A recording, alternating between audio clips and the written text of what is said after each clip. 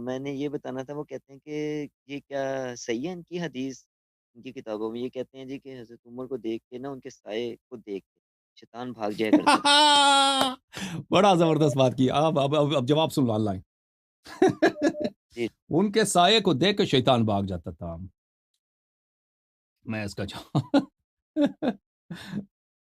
ان کے سائے کو دیکھ کے شیطان بھاگ جاتا تھا۔ ٹھیک ہے بھائی،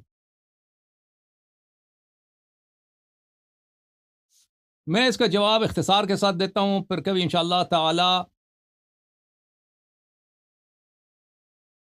تفصیل سے اس کا جواب دیں گے۔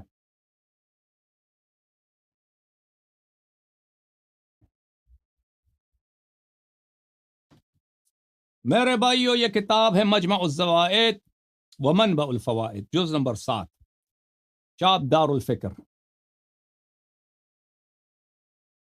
اس حدیث کے بہت سارے کئی ایک مصادر ہیں، میں اس کو نہیں دکھاتا، بھی وقت نہیں ہے مختصر جواب دینا بھی۔ ہر بات کے لیے ہمارے پاس بہت مفصل جوابیں ہوتی ہیں ٹھیک ہے نا، لیکن وہ 2 منٹ 3 منٹ 5 منٹ میں وہ نہیں دیا جا سکتا۔ آپ مفصل جواب دے دیں تو علمی تحقیق ہو جاتی ہے۔ بھلے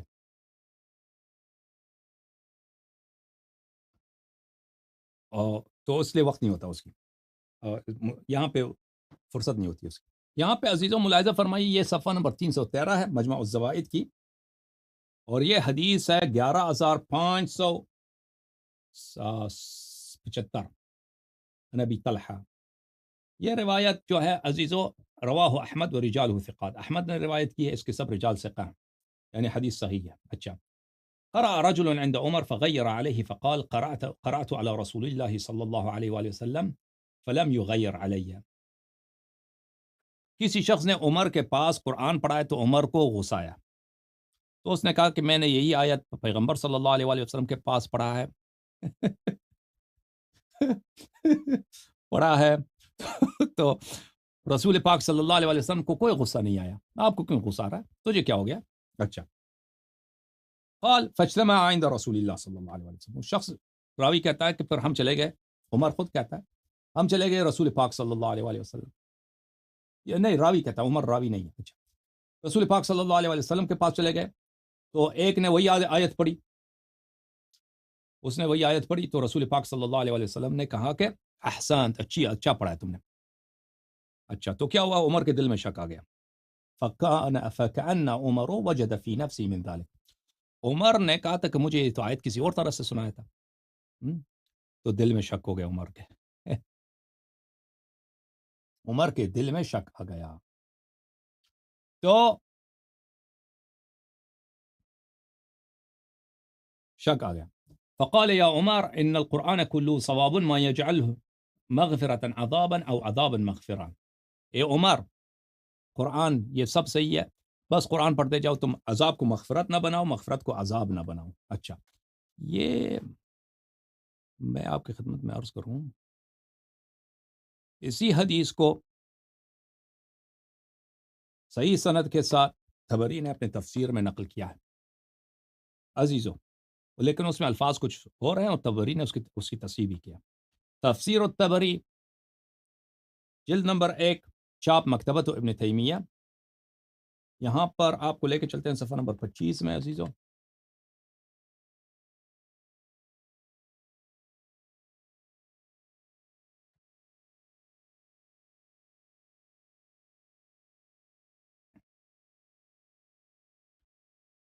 حدیث یہ ہے، صفحہ نمبر 25، حدیث نمبر 16، یہ سب رجال اس کے ثقات ہیں، اور یہ نہایت ہی صحیح حدیث ہے۔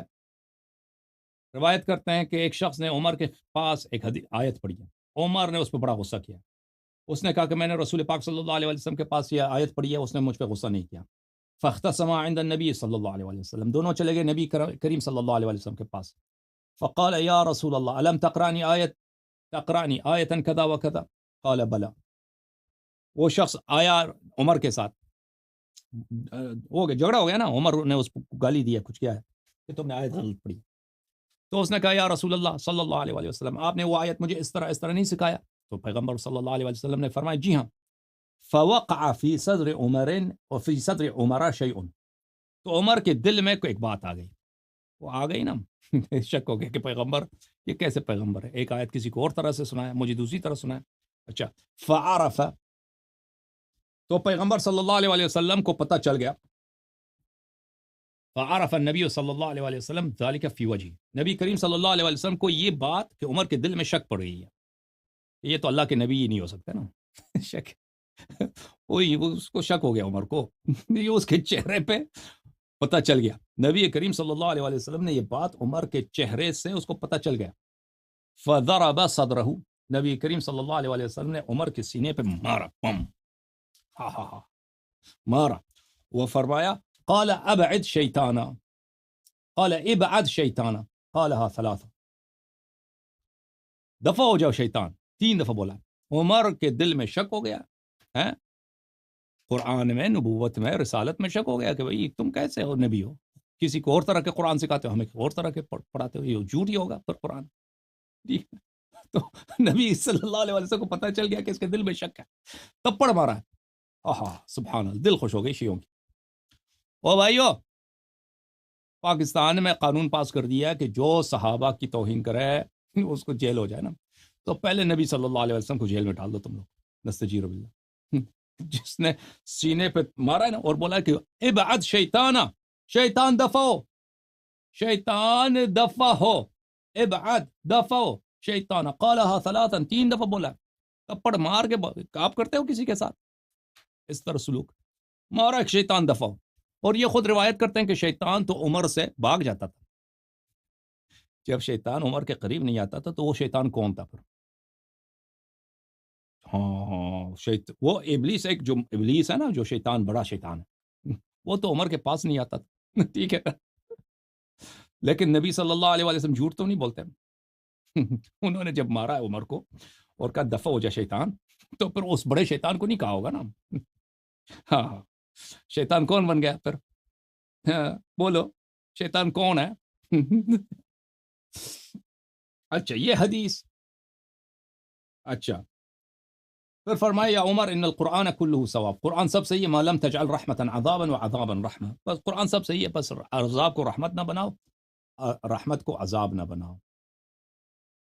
اس حدیث کے متعلق عزیزو، یہ حدیث صفحہ نمبر 26 میں ہم پہنچ گئے تھے نا، اس حدیث کے متعلق یہاں پہ شیخ احمد محمد شاکر یہاں پہ بات کرتے ہیں، شروع ہو جاتے ہیں.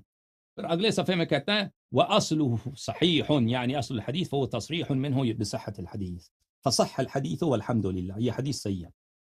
فالحدیث فصح الحدیث، وہ بہت تحقیق کے بعد کہتے ہیں یہ حدیث صحیح ہے، یہ حدیث صحیح ہے.